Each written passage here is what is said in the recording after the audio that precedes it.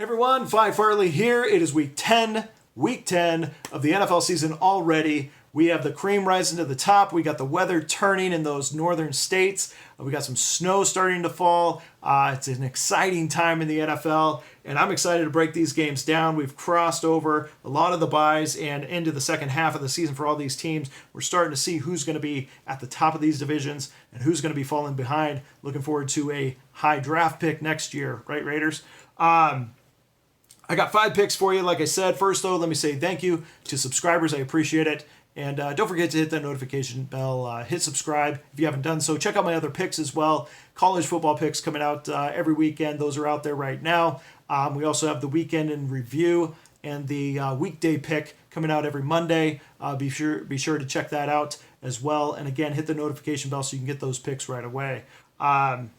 Also, thank you to subscribers once again.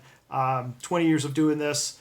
I really just enjoy sharing what I've learned over 20 years of capping games. And without further ado, let's get into that. Oh, by the way, coming off, a 3-1 weekend last week in the NFL. Missed by, 2 points on the total on that Cowboys-Titans game. Frustrating that I missed that, but so it ended up being a 3-1 weekend. Weekend before that, 3-1. So looking to keep it hot. So let's get into these 5 plays. All right, so first game I have is going to be Seattle traveling to the Rams. So Seahawks-Rams go way back. This has been a top-of-the-division rivalry here since the Seahawks won the Super Bowl. From before that, when it was the greatest show on turf with Kurt Warner and the St. Louis Rams. Always difficult for the favorite to come out with a win, whether it's home or on the road. Many times Seahawks win favorites at home. Jeff Fisher would come out with trick plays and fake punts and onside kicks that ended up getting them either a win or a cover. And here we're getting 9.5, open to 8.5, up to 9.5 down in LA. Now, a couple factors going into this that I don't think will bode well for the favorite here in the Rams. And that is Rams come off a tough emotional game in New Orleans against what could be the 1 and 2 seeds here, fast forwarding a few months from now to January. Could very well be the 2 teams that get a bye in the NFC. Then next week they play the Kansas City Chiefs, which doesn't mean much more than a win for each team, but definitely a very difficult game, and it's going to be played in Mexico City at 7,000 feet. So they're going to need their legs for that game. I don't see them up for this game like they could, but normally if they had, the Cardinals next and they were playing locally. So kind of a sandwich spot for the Rams, a tough place to get up for it. Meanwhile, the Seahawks have been playing really, really well. They've been scoring points. Their offense has been clicking. Tough game last week against the Chargers where they did not win. They did not cover. Found themselves behind and had to rally back. Now, I don't see Russell Wilson at all. If he's ever given more than a touchdown against him, I will most likely always be on the other side. Here we're getting 9.5 due to the popularity of the Rams. 61% of public tickets over on the Rams.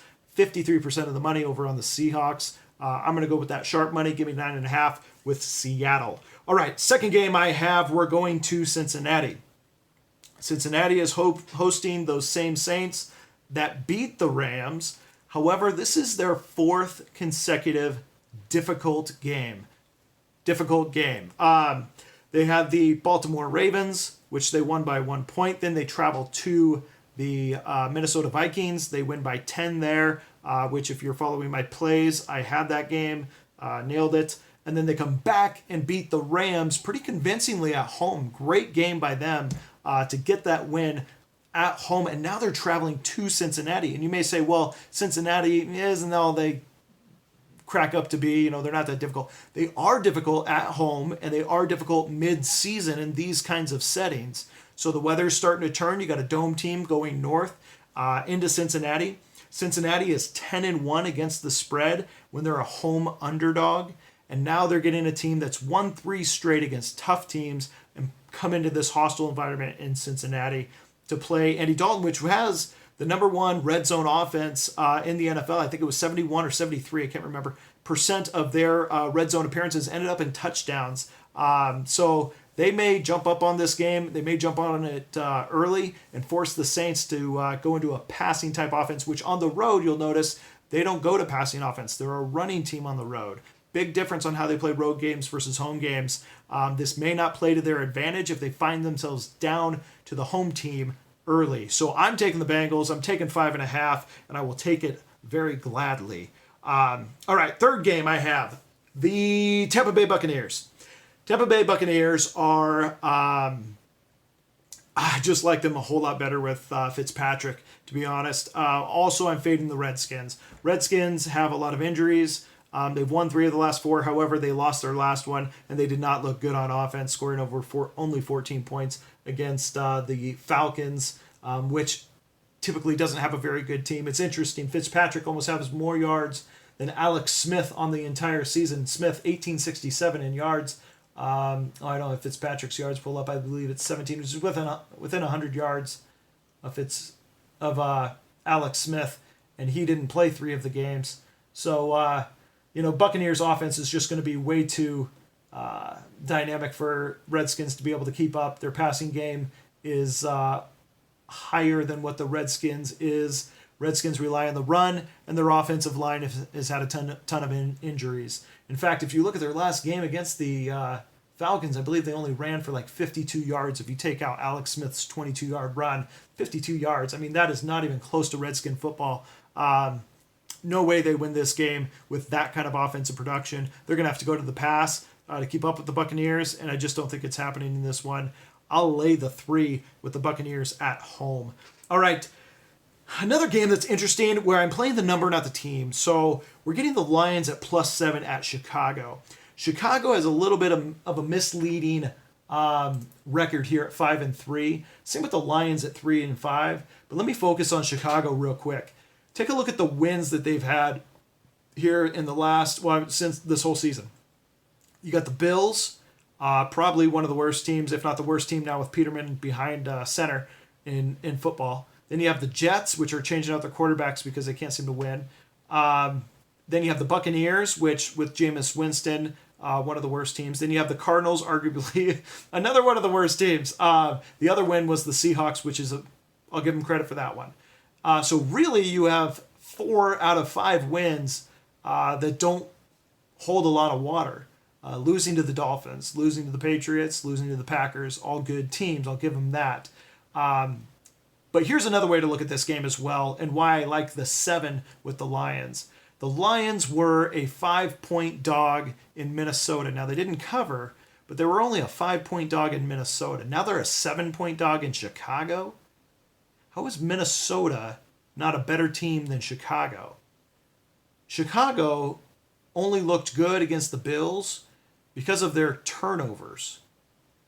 I mean, they're not exactly dominating right now, especially in some of these poor games. They're not looking that great. If you were to look at the top 3 stat leaders going into this game, all 3 are Detroit Lions.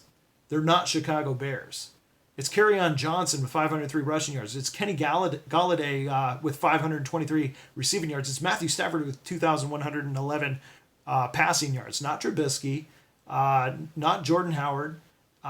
It's Lion players. So I think the Lions are kind of getting disrespected here with the +7. I'm taking the +7. Bears may win this one, but I don't think it's going to be beyond 4. I don't think it'll be beyond. I think it'll be around 3. I think it'll be a field goal game here, coming down to the wire. I'm going to take Stafford and the Lions +7 in this one to keep it within a field goal. All right, so last game I have is going to be the Sunday night game. I hate taking favorites on Sunday night. However, I just like both sides of this equation, the Eagles and the Cowboys. I'm going to fade the Cowboys, especially away from Dallas. I'll be fading them as well as backing the Eagles. The Eagles, I think, are clicking. The more games Carson Wentz gets behind him, the more I like them. And here we got another game. They're coming off a big Jacksonville win. And now we have... it's also off a bye, I believe. Are the Eagles off a bye? I believe they're coming off... their bye week as well to face the Cowboys. And then we're on a Sunday night game.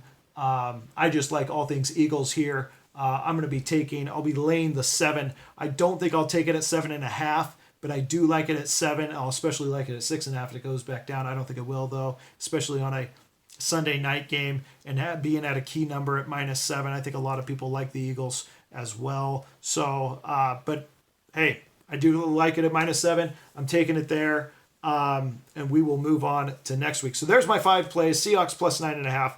Eagles minus the 7. Bengals plus the 5.5. Bucks minus the 3 at home, as well as the Lions on the road plus 7 against the Bears. All right.